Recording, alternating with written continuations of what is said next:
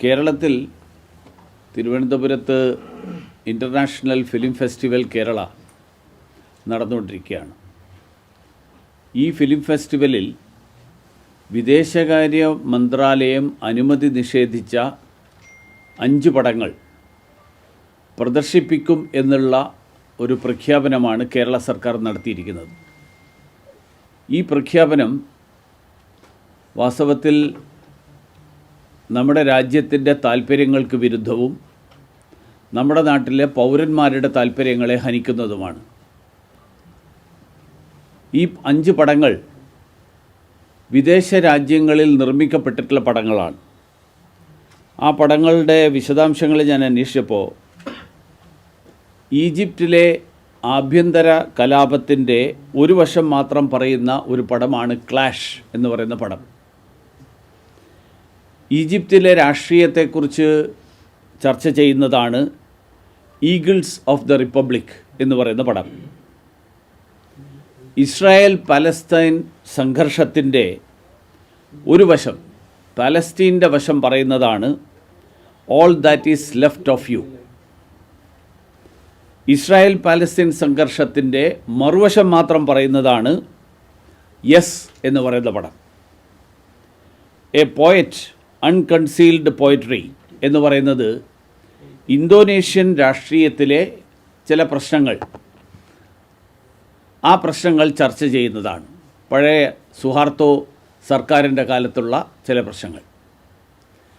ഈ പ്രശ്നങ്ങളിലൊക്കെ ചർച്ച ചെയ്യുന്ന സിനിമകൾ കേരളത്തിലെ സർക്കാർ നടത്തുന്ന ഫെസ്റ്റിവൽ, ആ ഫെസ്റ്റിവലിൽ പ്രദർശിപ്പിക്കുന്നതിലൂടെ ഉഭയകക്ഷി ബന്ധങ്ങളെ അത് ബാധിക്കാൻ സാധ്യതയുണ്ട് എന്ന് തിരിച്ചറിഞ്ഞുകൊണ്ടാണ്, ആ ഒരു വിലയിരുത്തലിൻ്റെ അടിസ്ഥാനത്തിലാണ് ഈ 5 പടങ്ങൾ പ്രദർശിപ്പിക്കരുത് അഥവാ പ്രദർശിപ്പിക്കുന്നതിനുള്ള അനുമതി വിദേശകാര്യ മന്ത്രാലയം നൽകാതിരുന്നത് എന്നാണ് ഞാൻ മനസ്സിലാക്കുന്നത്. ഇത് പ്രദർശിപ്പിക്കുന്നതിലൂടെ മറ്റൊരു രാജ്യത്തിൻ്റെ ആഭ്യന്തര പ്രശ്നങ്ങളിലുള്ള ഇടപെടൽ ഇന്ത്യ നടത്തുന്നു എന്നുള്ള ഒരു വ്യാഖ്യാനത്തിന് സാഹചര്യമൊരുക്കുകയാണ് കേരള സർക്കാർ ഈ തീരുമാനത്തിലൂടെ ചെയ്യുന്നത്. IFFK ഒരു സ്വകാര്യ വേദിയായിരുന്നുവെങ്കിൽ ഈ പ്രശ്നങ്ങൾ ഒരുപക്ഷെ അത്ര ഗൗരവമായിട്ട് കണക്കാക്കപ്പെടില്ലായിരുന്നു. പക്ഷേ സർക്കാരിൻ്റെ വേദിയാണ് IFFK. ആ സർക്കാരിൻ്റെ വേദിയിൽ ഒരു വിദേശ രാജ്യത്തെ ആഭ്യന്തര പ്രശ്നം ചർച്ച ചെയ്യുകയും അതിൽ ഒരു വശത്തിന് അനുകൂലമായിട്ട് നിലപാടെടുക്കുകയും ചെയ്യുന്നു എന്നുള്ള ഒരു ആരോപണം വരുന്നത് ഇന്ത്യയും ആ രാജ്യവും തമ്മിലുള്ള ബന്ധത്തെ വഷളാക്കുന്നതിന് കാരണമാകും. ഇന്ത്യൻ പൗരന്മാരുടെ താല്പര്യത്തിനും വിരുദ്ധമാകും. ഉദാഹരണത്തിന് ഇന്ത്യൻ പൗരന്മാർ ആ രാജ്യത്തുണ്ട്, ആ രാജ്യത്തുള്ള ഇന്ത്യൻ പൗരന്മാരുടെ സുരക്ഷിതത്വവും ആ രാജ്യത്തുള്ള ഇന്ത്യൻ പൗരന്മാരുടെ താല്പര്യങ്ങളുമൊക്കെ സംരക്ഷിക്കുന്നതിൽ നമ്മൾ പലപ്പോഴും ആ രാജ്യത്തിൻ്റെ സഹായവും തേടാറുണ്ട്. കേരള സർക്കാർ അതിലൊരു പക്ഷം പിടിക്കുന്നതിലൂടെ അവിടുത്തെ ഇന്ത്യൻ പൗരന്മാരുടെ താല്പര്യങ്ങൾ സംരക്ഷിക്കാൻ വേണ്ടിയിട്ട് അങ്ങനെയുള്ളൊരു സാഹചര്യം വരുമ്പോൾ ഇടപെടൽ നടത്തുന്നത് ബുദ്ധിമുട്ടുണ്ടാക്കുന്ന ഒരു സാഹചര്യമാണ് കേരള സർക്കാരിൻ്റെ ഈ നിലപാടിലൂടെ ഉണ്ടാകുന്നത്. അതുകൊണ്ട് ഇതുപോലെയുള്ള വേദികൾ ഒരു ആക്ടിവിസം കാണിക്കാനുള്ള വേദിയാക്കിയിട്ട് ഒരുപക്ഷെ കേരള സർക്കാരിൻ്റെ ഈ തീരുമാനമെടുത്ത ആളുകൾക്ക് ഈ കാര്യങ്ങളെക്കുറിച്ചിട്ടുള്ള വേണ്ടത്ര അവഗാഹമില്ലാത്തത് കൊണ്ടാണോ എന്ന് എനിക്കറിയില്ല. ഇതിൻ്റെ എല്ലാ വശങ്ങളും ചർച്ച ചെയ്യാത്തത് കൊണ്ടാണോ എന്നും എനിക്കറിയില്ല. വിദേശകാര്യ മന്ത്രാലയം അനുമതി നിഷേധിച്ചിട്ടുള്ള 5 പടങ്ങൾ, ആ 5 പടങ്ങൾ പ്രദർശിപ്പിക്കാനുള്ള സർക്കാരിൻ്റെ തീരുമാനം, ആ തീരുമാനം രാജ്യ താൽപ്പര്യത്തിന് വിരുദ്ധമാണ്. ആ തീരുമാനം ഇന്ത്യൻ പൗരന്മാരുടെ താൽപ്പര്യത്തിന് വിരുദ്ധമാണ്, പ്രത്യേകിച്ച് പ്രവാസികളുടെ. അത് ഈ രാജ്യത്തെ മാത്രമല്ല, ലോകമെമ്പാടും ഏറ്റവും കൂടുതൽ പ്രവാസികളുള്ള ഒരു സംസ്ഥാനമാണ് കേരളം. ആ പ്രവാസികളെ നാളെ അതത് രാജ്യത്തുള്ള ആളുകൾ ഏതെങ്കിലും പക്ഷം പിടിക്കുന്നവരായിട്ട് കണക്കാക്കുന്ന ഒരു സാഹചര്യം വന്നു കഴിഞ്ഞാൽ അത് മലയാളികളോട് പ്രത്യേകിച്ചും ഇന്ത്യക്കാരോട് പൊതുവെയും വിദേശ രാജ്യ സർക്കാരുകൾ സ്വീകരിക്കുന്ന സമീപനത്തിലടക്കം മാറ്റം വരുത്തുന്നതിന് കാരണമാകും. അപ്പോൾ അതുകൊണ്ട് പ്രവാസി വിരുദ്ധമായിട്ടുള്ള ഇത്തരം സമീപനം, രാജ്യ താൽപ്പര്യത്തിന് വിരുദ്ധമായിട്ടുള്ള ഇത്തരം സമീപനം കേവലം രാഷ്ട്രീയ ലക്ഷ്യം വെച്ചുകൊണ്ട് ഇത്തരം തീരുമാനങ്ങൾ എടുക്കുന്നതിൽ നിന്ന് കേരള സർക്കാർ പിൻവാങ്ങണം എന്ന് പ്രത്യേകിച്ച് വിദേശകാര്യ വകുപ്പിൽ നേരത്തെ പ്രവർത്തിച്ചിട്ടുള്ള ഒരാൾ എന്നുള്ള നിലയിൽ ഇതിൻ്റെ ഈ വശം കൂടുതൽ വ്യക്തമായിട്ട് അറിയുന്ന ഒരാൾ എന്നുള്ള നിലയിൽ ഞാൻ കേരള സർക്കാരിനോട് പ്രത്യേകമായിട്ട് ആവശ്യപ്പെടാൻ വേണ്ടിയാണ് ഞാൻ ഇന്ന് മാധ്യമങ്ങളെ കാണാൻ ഉദ്ദേശിച്ചത്. വിദേശകാര്യ മന്ത്രാലയം ഈ കാര്യത്തിൽ അങ്ങനെ എന്തെങ്കിലും ഒരു ഒഫീഷ്യൽ കമ്മ്യൂണിക്കേഷൻ അങ്ങനെ കേരളമായിട്ട് നടത്തി? ഇപ്പോൾ ഉദാഹരണത്തിന് വിദേശ രാജ്യങ്ങളിലേക്ക് പോകാൻ അനുമതി ചോദിക്കുമ്പോൾ അനുമതി കൊടുക്കുന്നതും നിഷേധിക്കുന്നതും ഗവൺമെൻറ്റിൻ്റെ ഒരു തീരുമാനമാണ്. ഇപ്പോൾ വിദേശകാര്യ വകുപ്പ് എന്തിനു വേണ്ടി വിദേശകാര്യ വകുപ്പിൻ്റെ അനുമതി തേടുക എന്നുള്ളൊരു പ്രൊവിഷൻ വെച്ചു എന്നുള്ളത് എല്ലാവർക്കും അറിയാം, ഉദ്യോഗസ്ഥന്മാർക്ക് എല്ലാവർക്കും അറിയാം. രാഷ്ട്രീയ നേതൃത്വത്തിന് ഒരുപക്ഷെ അറിയാതെ വരുന്നുണ്ടെങ്കിൽ അത് അവർ പഠിക്കാത്തതുകൊണ്ടാണ്. വിദേശകാര്യ വകുപ്പിൻ്റെ അനുമതി എന്തിനാവശ്യമാണ്? ഇന്ത്യയിൽ ഒരു വിദേശ പടം പ്രദർശിപ്പിക്കുമ്പോൾ, പ്രത്യേകിച്ച് സർക്കാർ വേദിയിൽ പ്രദർശിപ്പിക്കുമ്പോൾ അതിന് കേന്ദ്ര സർക്കാരിൻ്റെ അനുമതി തേടുക, വിദേശകാര്യ വകുപ്പിൻ്റെ അനുമതി തേടുക. INBയുടെ അനുമതിയല്ല, വിദേശകാര്യ വകുപ്പിൻ്റെ അനുമതിയാണ് പ്രത്യേകം തേടേണ്ടത്. അതിനൊരു കാരണമുണ്ട് എന്ന് ഈ വിഷയം പഠിക്കുന്ന എല്ലാവർക്കും അറിയാം. അപ്പോൾ അത് നിഷേധിക്കുന്നുണ്ടെങ്കിൽ വിദേശകാര്യ വകുപ്പ് ഇന്ത്യയിലെ ആഭ്യന്തര സാഹചര്യം നോക്കിയിട്ടല്ല ആ തീരുമാനം എടുക്കുന്നത്. വിദേശകാര്യ വകുപ്പ് തീരുമാനം എടുക്കുന്നത് എല്ലായ്പ്പോഴും അന്താരാഷ്ട്ര ബന്ധങ്ങളുടെ അടിസ്ഥാനത്തിലാണ്. അപ്പോൾ അന്താരാഷ്ട്ര ബന്ധങ്ങളുടെ അടിസ്ഥാനത്തിൽ തീരുമാനം എടുക്കുമ്പോൾ അന്താരാഷ്ട്ര ബന്ധങ്ങളെ ദോഷകരമായിട്ട് ബാധിക്കുന്ന ഒരു തീരുമാനം, ആ തീരുമാനം കേരളത്തിൻ്റെ ഭാഗത്ത് നിന്ന്, സംസ്ഥാനത്തിൻ്റെ ഭാഗത്ത് നിന്ന്, ഏതെങ്കിലും ഒരു സംസ്ഥാനത്തിൻ്റെ ഭാഗത്ത് നിന്ന് ഉണ്ടാകുന്നത് രാജ്യത്തിൻ്റെ പൊതുവായിട്ടുള്ള താല്പര്യത്തിന് വിരുദ്ധമാണ്.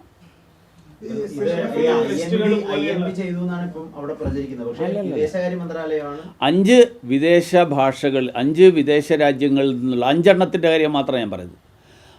അതായത് INB ചെയ്യുന്നത്, INB സെൻസർ ചെയ്യപ്പെട്ടിട്ടില്ലാത്ത സിനിമകൾ, ആ സിനിമകൾ പ്രദർശിപ്പിക്കാൻ പ്രത്യേക അനുമതി തേടിയപ്പോൾ, സെൻസർ ചെയ്യപ്പെട്ടിട്ടില്ലാത്ത സിനിമകൾ സാധാരണ ഇതിൽ പ്രദർശിപ്പിക്കാൻ പാടില്ല.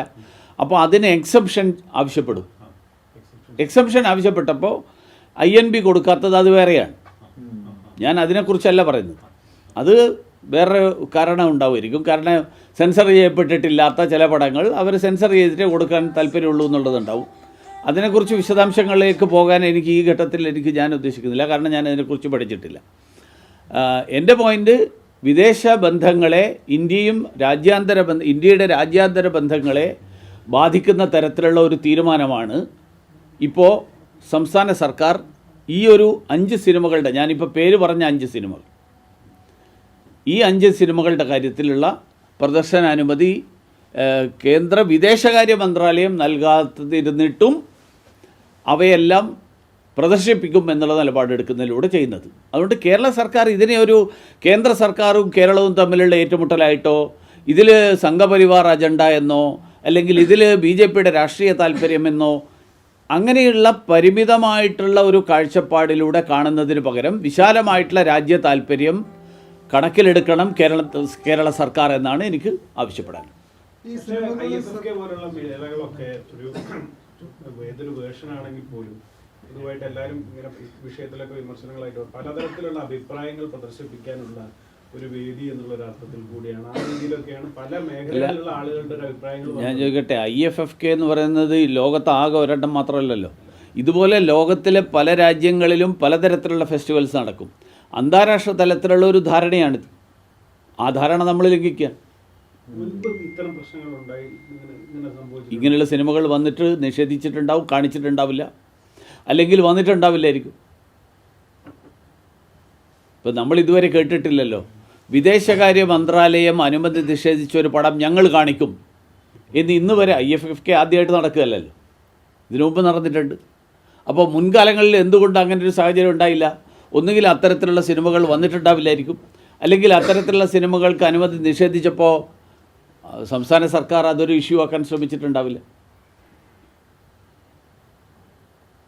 അപ്പോൾ ഇതിനെയൊക്കെ കേരളത്തിലെ പഞ്ചായത്ത് തിരഞ്ഞെടുപ്പിൻ്റെ റിസൾട്ടും നിയമസഭാ തെരഞ്ഞെടുപ്പ് വരാൻ പോകുന്ന പശ്ചാത്തലവും ഇതിൻ്റെ അടിസ്ഥാനത്തിൽ ഇതിനെയൊന്നും കൂട്ടിക്കുഴക്കരുത് എന്നുള്ളതാണ് എനിക്ക് സൂചിപ്പിക്കാൻ. ഇത് ഒരു പ്രധാനപ്പെട്ട വിഷയം. മറ്റൊന്ന്, ഇപ്പോൾ ഈ ശബരിമലയുടെ പാരഡി ഗാനവുമായി ബന്ധപ്പെട്ട് വലിയ വിവാദം നടക്കുന്നുണ്ട്.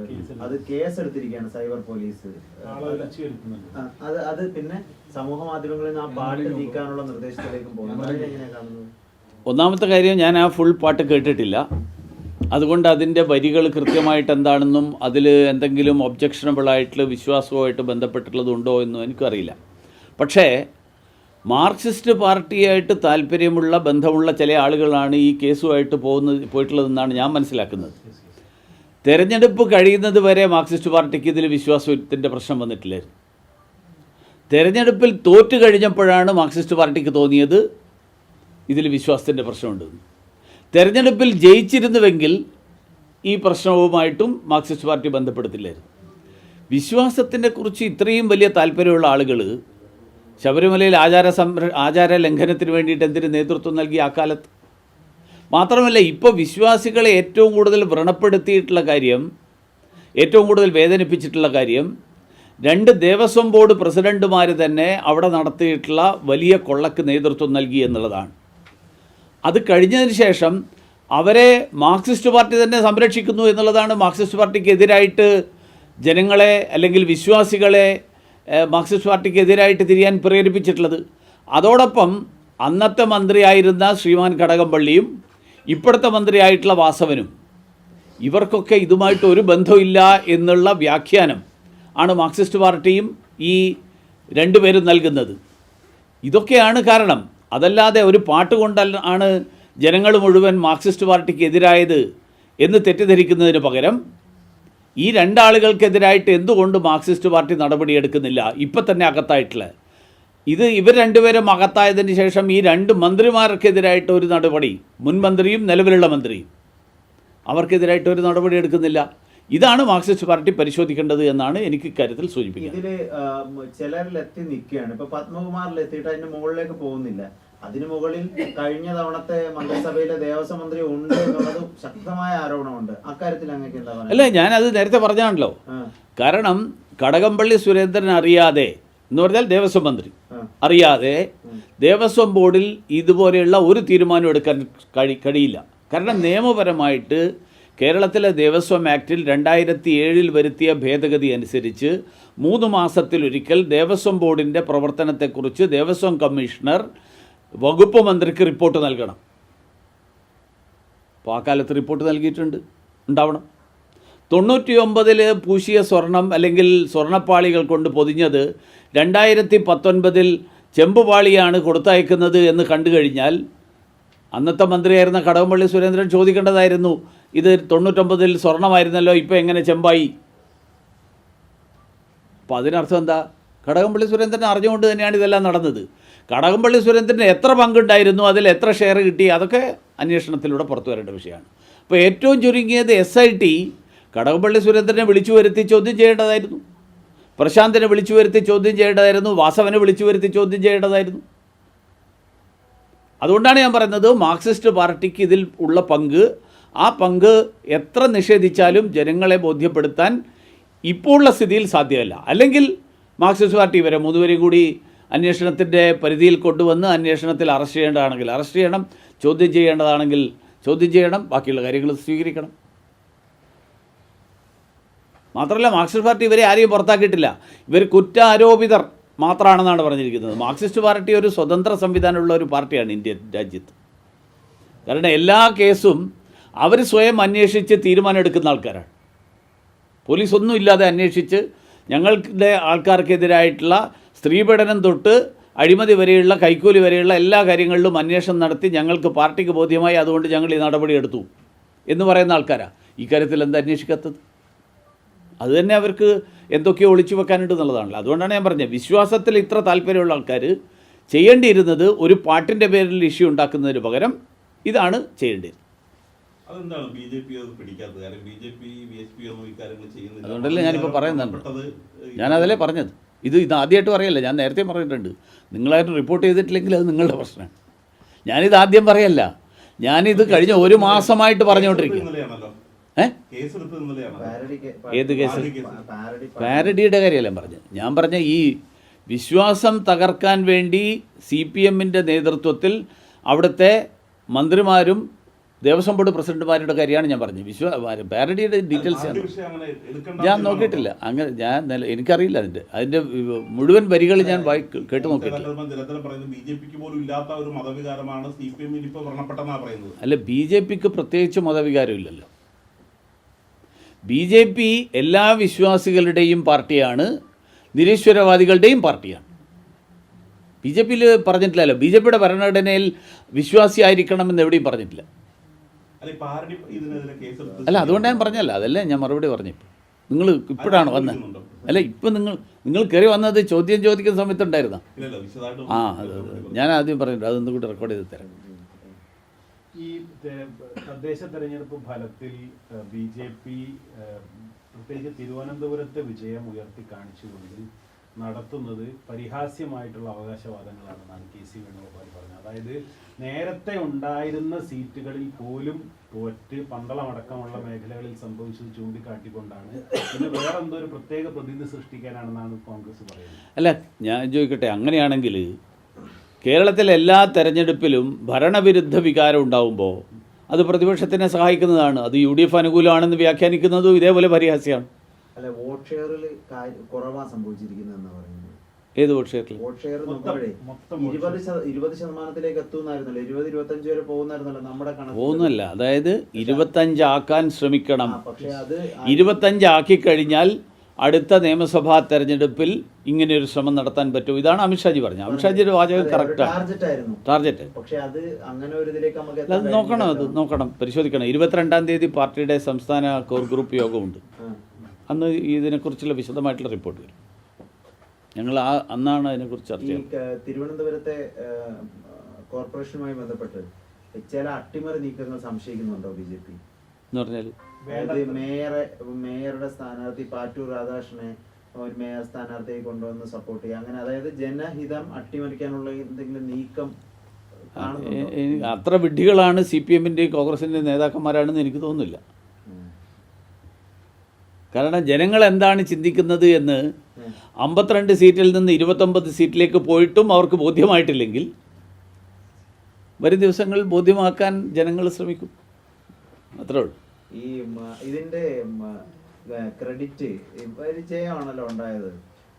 ഈ വലിയ ചിത്രങ്ങളിലൊന്നും അങ്ങയൊന്നും കാണുന്നില്ല, കഴിഞ്ഞ പ്രസിഡന്റിനെ കാണുന്നില്ല, അങ്ങനെ ഒരു പ്രശ്നമുണ്ട്. അല്ല, ഞാൻ തിരുവനന്തപുരത്ത് പറഞ്ഞാലും അല്ലല്ല, ഞങ്ങളൊക്കെ ഉണ്ടായിരുന്നല്ലോ. നിങ്ങൾ ചിത്രം തന്നെ കണ്ടത് ആ ഒരു ഇമേജ് ബിൽഡിങ്ങിൽ ഇതാരാണ് ഇമേജ് ബിൽഡിംഗ് ഒന്നും ആരും നടത്തുന്നില്ലല്ലോ. അതൊക്കെ സോഷ്യൽ മീഡിയയിൽ ആളുകൾ അവർക്ക് മനസ്സിലാകുന്ന രീതിയിൽ പല ഇതും നടക്കും. അതൊക്കെ സോഷ്യൽ മീഡിയയിൽ വ്യക്തികൾ പ്രസിഡന്റ് ആയിരുന്നു, പ്രവർത്തിച്ചു, കെ സുരേന്ദ്രനായിരുന്നു. പക്ഷെ ഇപ്പോ കെ സുരേന്ദ്രൻ ഈ തെരഞ്ഞെടുപ്പിൽ അതായത് കെ സുരേന്ദ്രൻ ഈ തെരഞ്ഞെടുപ്പിൽ കോഴിക്കോട് കോർപ്പറേഷനാണ് പ്രത്യേകം ശ്രദ്ധിച്ചത്. കോഴിക്കോട് കോർപ്പറേഷനിലെ ഇരട്ടി സീറ്റായി. തിരുവനന്തപുരത്ത് ഞാൻ ഉണ്ടായിരുന്നു. ഞങ്ങളെല്ലാവരും ഫലം വന്നതിന് ശേഷമുള്ള ആഹ്ലാദ പ്രകടനത്തിൽ ഉണ്ടായിരുന്നു. പക്ഷെ അതൊരു രാജീവ് ചന്ദ്രശേഖറിന്റെ ഒരു വിജയം എന്ന രൂപത്തിലാണല്ലോ ആഘോഷിക്കപ്പെടുന്നത്. പൊതുവിൽ നമ്മൾ കാണുന്നത് സാമൂഹിക, അത് സ്വാഭാവികമായിട്ടും പാർട്ടി പ്രസിഡന്റിനാണല്ലോ അതിൻ്റെ നേതൃത്വം. അതേ മുൻകൈ എടുത്തിട്ടാണല്ലോ ഇതെല്ലാം ചെയ്യുന്നത്. അപ്പോൾ അതുകൊണ്ട് പാർട്ടി പ്രസിഡന്റിന് അതിൻ്റെ അംഗീകാരം സ്വാഭാവികമായിട്ടും 8 പേരുടെ പടം കൊടുത്തിട്ട് ചെയ്യാൻ പറ്റില്ലല്ലോ. അപ്പോൾ അത് പാർട്ടി പ്രസിഡന്റ് എന്ന് പറഞ്ഞാൽ എൻറ്റയർ പാർട്ടി എന്ന് പറഞ്ഞാൽ അതിൽ അതായത് BJPയുടെ 18 ലക്ഷം അംഗങ്ങളും അതിൽ വന്നു. പിന്നെ പാർട്ടി പ്രസിഡന്റ് വന്നു കഴിഞ്ഞാൽ വന്നു. ഇപ്പോൾ ദേശീയ തലത്തിൽ പ്രധാനമന്ത്രി നരേന്ദ്രമോദി എന്ന് പറഞ്ഞാൽ നരേന്ദ്രമോദി മാത്രമല്ല, JP നഡ്ഡ എന്ന് പറഞ്ഞാൽ JP നഡ്ഡ മാത്രമല്ല. അതെ, അങ്ങനെയല്ല. അതായത് രാജീവ് ചന്ദ്രശേഖർജി പറഞ്ഞത് മാധ്യമങ്ങൾ അദ്ദേഹത്തിനോട് ചോദിച്ച ഒരു ചോദ്യത്തിൻ്റെ ഒരു റെസ്പോൺസാണ്. ഞാൻ ആദ്യം എനിക്ക് അതിൻ്റെ ഡീറ്റെയിൽസ് അറിയില്ല. പിന്നീട് ഞാൻ അതിൻ്റെ ഫുൾ വീഡിയോ ഞാൻ കണ്ടു. അപ്പോൾ അദ്ദേഹം പറഞ്ഞു എന്നേ ഉള്ളൂ, ബാക്കി പാർട്ടി തീരുമാനിക്കും. നമ്മുടെ മാധ്യമങ്ങൾ അങ്ങനെയോട് ചോദിക്കുകയാണ്, കഴക്കൂട്ടത്ത് മത്സരിക്കുമോ ഇല്ലയോ എന്നുള്ളത് പാർട്ടിയുടെ കേന്ദ്ര നേതൃത്വം തീരുമാനിക്കും. മത്സരിക്കാൻ എനിക്ക് ആഗ്രഹമുണ്ട്. ഞാൻ അവിടെയാണല്ലോ പ്രവർത്തിക്കുന്നത് കുറേ കാലമായിട്ട്. ഒരു രാഷ്ട്രീയ പ്രവർത്തകന് എവിടെ വേണമെങ്കിലും മത്സരിക്കാൻ ആഗ്രഹിക്കാം, അതിനുവേണ്ടി പ്രവർത്തിക്കാം. ഇനി ഒരു കാര്യം കൂടെ, ഒരു തുടർ ചോദ്യം, ഒറ്റ ചോദ്യം. കഴക്കൂട്ടത്ത് അങ്ങ് പ്രവർത്തിക്കുന്നു. ആറ്റിങ്ങൽ വലിയ മുന്നേറ്റം ഉണ്ടാക്കി. അതെ. കഴക്കൂട്ടത്ത് അടുത്ത നിയമസഭാ തെരഞ്ഞെടുപ്പിലെ സാധ്യത എന്താണ് അങ്ങ് കാണുന്നത്? ബി.ജെ.പിയുടെ BJPക്ക് ജയസാധ്യത കാണുന്നു. ബി.ജെ.പി ജയിക്കും അടുത്ത തവണ? ജയിക്കുന്നല്ല, ജയസാധ്യത. ജയസാധ്യത ജയിക്കും എന്നുള്ളത് തെരഞ്ഞെടുപ്പ് കമ്മീഷനാണ് പറയുന്നത്. അത് തെരഞ്ഞെടുപ്പ് കമ്മീഷനല്ലേ, ജനങ്ങളാണ് തീരുമാനിക്കുന്നത് ആര് ജയിക്കുമെന്ന്. ജയിക്കുമെന്നുള്ളത് ഒരു നേതാവിനും തീരുമാനിക്കാൻ പറ്റില്ല. ഈ കടകംപള്ളിക്ക് വലിയ സ്വാധീനമാണല്ലോ കഴക്കൂട്ടം. ഉണ്ട്, അദ്ദേഹത്തിന് ജയസാധ്യതയുണ്ട്. ഈ എനിക്കെങ്ങനെ പറയാൻ പറ്റും അദ്ദേഹത്തിന് ജയസാധ്യത തീരെയില്ല? ഈ ശബരിമല സ്വർണ്ണക്കൊള്ളയുടെ പശ്ചാത്തലത്തിൽ ആ സ്വാധീനം കുറഞ്ഞു എന്ന് കരുതണ്ടേ? അതൊക്കെ വിലയിരുത്തേണ്ടതല്ലേ. അതൊക്കെ തെരഞ്ഞെടുപ്പ് വരുമ്പോൾ ജനങ്ങൾ വിധി എഴുതും. തദ്ദേശ ഫലം വന്നതിന് ശേഷം സംസ്ഥാന പ്രസിഡന്റ് നടത്തിയ ഒരു പ്രസ്താവന വലിയ തോതിൽ രാഷ്ട്രീയപരമായിട്ട് വിലയിരുത്തപ്പെട്ടു. അതായത് ഇനി അങ്ങോട്ടുള്ള കേരളത്തിലെ പോരാട്ടം UDF-ഉം BJP-യും തമ്മിലാണെന്ന്. ഇതുവരെയുള്ള പലതരം വ്യാഖ്യാനങ്ങളിൽ മുന്നിട്ട് നിന്നത് കേരളത്തിൽ കോൺഗ്രസിനെ ഇല്ലാതാക്കിക്കൊണ്ട് BJP മുന്നോട്ട് വരിക എന്നുള്ളതായിരുന്നു. അപ്പം ഈ ഒരു സ്ട്രാറ്റജി BJP മാറ്റിയോ? ഞാനറിയില്ല, അങ്ങനെ ഒരു പ്രസ്താവന ഞാൻ കണ്ടിട്ടില്ല. പിന്നെ സ്ട്രാറ്റജിയെക്കുറിച്ച് ഞങ്ങൾ ഇതുവരെ ചർച്ച ചെയ്തിട്ടില്ല. ഈ സ്ഥാനാർത്ഥികളെയൊക്കെ കുറച്ച് മുൻപ് പ്രഖ്യാപിക്കാനുള്ള ആലോചനകളുണ്ടോ? ഞങ്ങളിപ്പോൾ അതായത് ഞങ്ങൾ ഇതുവരെ ശ്രമിച്ചത് മുഴുവൻ കോർപ്പറേഷൻ, മുനിസിപ്പൽ, പഞ്ചായത്ത് തെരഞ്ഞെടുപ്പുകളാണ്. അത് കഴിഞ്ഞിട്ട് പാർട്ടിയുടെ ആദ്യത്തെ യോഗം നടക്കാൻ പോകുന്നത് 22-ാം തീയതിയാണ്. ഇപ്പോഴല്ലേ നമുക്കറിയാൻ പറ്റുള്ളൂ തുടർന്ന് എന്തൊക്കെയാണ് എങ്ങനെയൊക്കെയാണെന്നുള്ളത് ചർച്ച അങ്ങനെ.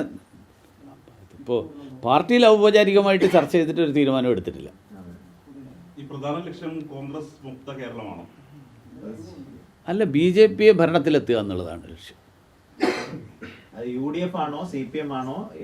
അവർ രണ്ടുപേരും പ്രതിപക്ഷത്താവും. BJP ഭരണത്തിൽ വന്നു കഴിഞ്ഞാൽ പിന്നെ അവരാരും ഭരണത്തിലുണ്ടാവില്ലല്ലോ. മുഖ്യ എതിരാളി ആര്? BJP-യുടെ? അല്ല, ഞങ്ങൾക്ക് ഇക്കാര്യത്തിലൊരു സംശയമില്ലല്ലോ. ഇന്ത്യ അലയൻസിൽ ആരാണ് കൂടുതൽ ശക്തം എന്നുള്ളത് നമ്മൾ നോക്കണ്ടല്ലോ.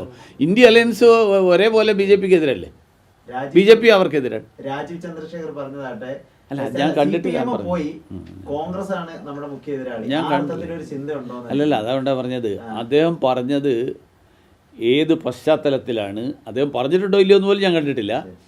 രണ്ട്, അദ്ദേഹം പറഞ്ഞത് ഏത് പശ്ചാത്തലത്തിലാണ്, ഇതൊക്കെ അറിഞ്ഞാലല്ലേ പറയാൻ പറ്റും. പിന്നെ അദ്ദേഹം അങ്ങനെ പറഞ്ഞിട്ടുണ്ടെങ്കിൽ പിന്നെ അതിന് ഞാനിപ്പോൾ കൗണ്ടറോ ഇതൊന്നും പറയേണ്ട കാര്യമില്ല. ഇന്ത്യ സഖ്യത്തിലെ ശക്തമായ പാർട്ടിയാണ് പ്രധാന എതിരാളി BJP-യുടെ. ഇന്ത്യ സഖ്യത്തിലെ ശക്തമായ പാർട്ടി തന്നെയാണ്. കേട്ടില്ല. ഇന്ത്യ സഖ്യത്തിലെ ശക്തമായ പാർട്ടി തന്നെയാണോ BJP-യുടെ പ്രധാന എതിരാളി കേരളത്തിൽ? മനസ്സിലായില്ലേ? ഇന്ത്യ സഖ്യമാണ്. അവർ അതിനകത്ത് ആരൊക്കെ എന്തൊക്കെ ഏട്ടനാരാ അനിയനാരാന്നൊക്കെ ഞാൻ ചർച്ച ചെയ്യണ്ടല്ലോ, അത് അവർ തമ്മിൽ ചർച്ച ചെയ്തോട്ടെ. അതുപോലെ ഗവർണറും അതേപോലെ ഇപ്പൊ മുഖ്യമന്ത്രിയും തമ്മിൽ ഈ വൈസ് ചാൻസലർ നിയമന കാര്യത്തിൽ ഒത്തുതീർപ്പിലെത്തി.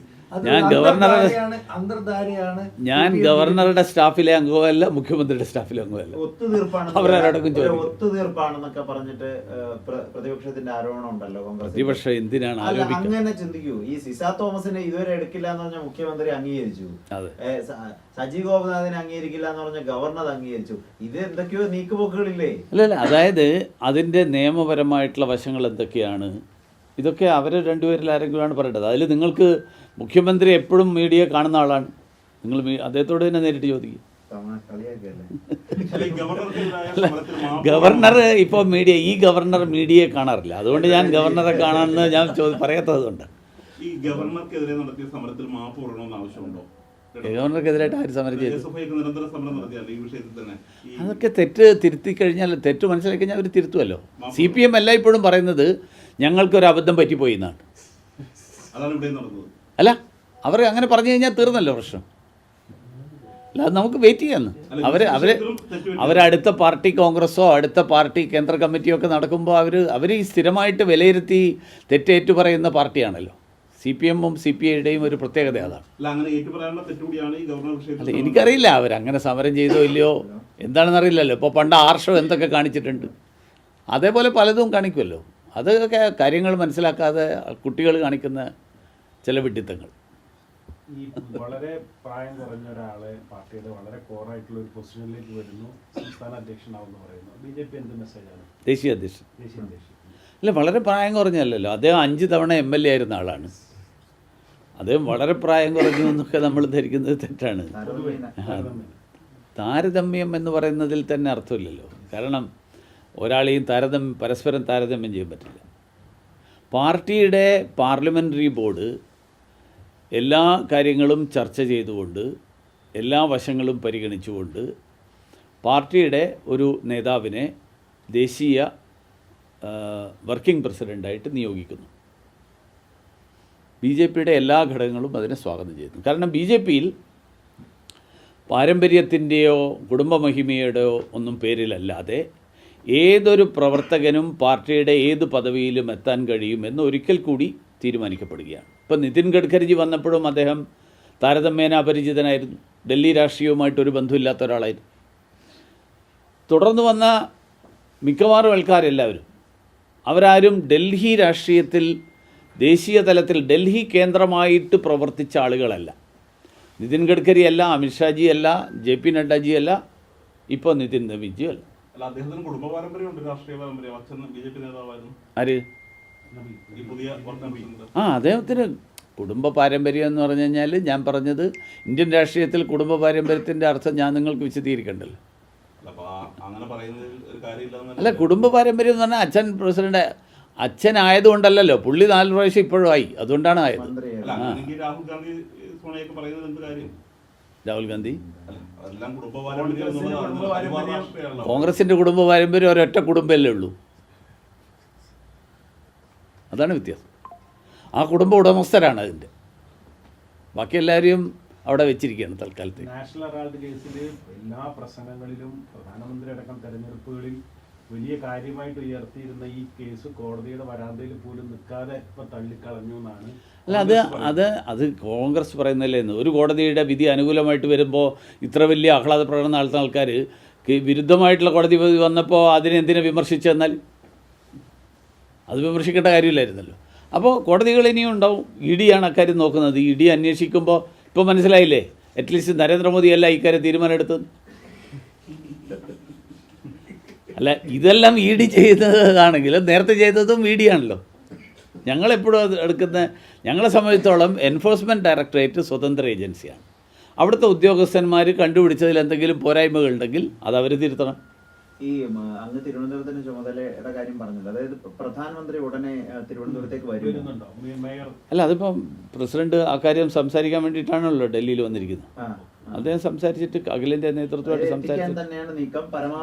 അല്ല, അദ്ദേഹം പ്രസിഡന്റ് 45 ദിവസത്തിനകം വരും എന്ന് പ്രഖ്യാപിക്കുന്നത് അദ്ദേഹം ഇതിനെക്കുറിച്ച് ധാരണയൊന്നും ഇല്ലാതെയല്ലല്ലോ. ഡെഫിനറ്റായിട്ട് അദ്ദേഹം ആ കാര്യം പ്രധാനമന്ത്രിയായിട്ട് സംസാരിച്ചത് തന്നെ ആയിരിക്കുമല്ലോ അത് അനൗൺസ് ചെയ്തത്. അപ്പോൾ അത് വരും. ഒരു പ്രത്യേക മേൽനോട്ടം ഉണ്ടാവും തിരുവനന്തപുരത്തിന്റെ കാര്യത്തിൽ, അല്ലേ? അങ്ങനെയൊന്നും പറഞ്ഞിട്ടില്ല അത്. അങ്ങനെയാണ് ഞാൻ ചോദിച്ചത്. കേന്ദ്ര പദ്ധതികൾ കൊണ്ടുവരിക, അതായത് അല്ലല്ല, അദ്ദേഹം പറഞ്ഞത് പ്രധാനമന്ത്രി വരും, തിരുവനന്തപുരത്തിൻ്റെ വികസനത്തിൻ്റെ രൂപരേഖയുടെ പ്രഖ്യാപനം നടക്കുന്ന ചടങ്ങിൽ അദ്ദേഹം പങ്കെടുക്കും. അത്രയും അല്ല, ബാക്കി BJP എങ്ങനെയാണ് ഭരിക്കുക കേരളത്തിൽ എന്നുള്ളത് വരുമ്പോൾ നിങ്ങൾ കാണുമല്ലോ. അതുപോലെ തന്നെ ഈ UDF MPമാരും ഒക്കെ തന്നെ പറയുന്നു തൊഴിലുറപ്പ് പദ്ധതി മാറ്റി, മഹാത്മാഗാന്ധിയെ മാറ്റി ജീരാൻ. എന്താണ് BJPയുടെ RAM എന്ന് രാം എന്ന് മാത്രമേ വായിക്കാവും പറ്റുള്ളൂ എന്നുള്ളതാണ് നിങ്ങളുടെ പ്രശ്നം. അങ്ങനെയും വായിക്കാം ആൾക്കാർ. ബില്ല് അവതരിപ്പിക്കുമ്പോഴടക്കം ശിവരാജ് സിംഗ് ചൗഹാൻ അടക്കം അല്ല, അത് പ്രതിപക്ഷം പറഞ്ഞു. നിങ്ങൾക്ക് എന്തിനാ ഇത്ര എതിർപ്പ് എന്നാണ് പ്രതിപക്ഷത്തിനോട് ചോദിച്ചത്. പ്രതിപക്ഷം ഒരു RAM എന്നുള്ള പേര് വരുമ്പോൾ നിങ്ങൾ എന്തിനാ ഇത്ര വലിയ എതിർപ്പ്? അത് ഷോർട്ട് ഫോം അല്ലേ RAM? ഇത്ര. പക്ഷെ സൗത്ത് ഇന്ത്യൻ ഭാഷകളിലൊന്നും ഒരിക്കൽ പോലും വരാതെ ബില്ലുകളും നിരന്തരം വായുയാൻ അധീനിയം, ഭീമ, സബ്കി ഭീമ, അതിൻ്റെയൊക്കെ അടിയിൽ ഇംഗ്ലീഷ് ഉണ്ട്.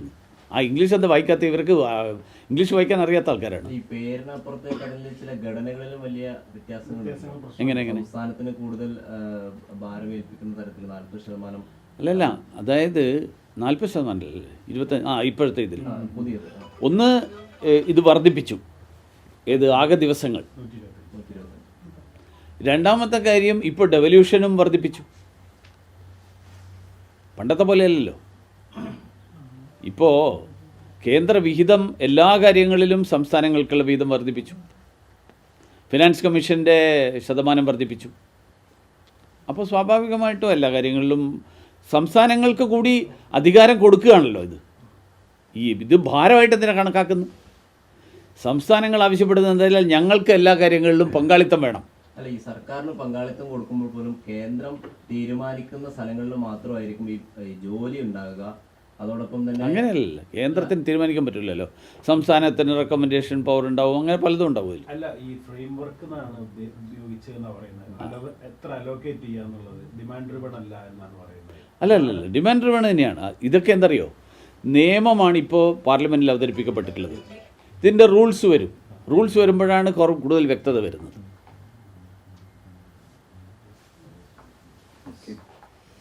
അപ്പോൾ നമുക്ക് അവസാനിപ്പിക്കാം.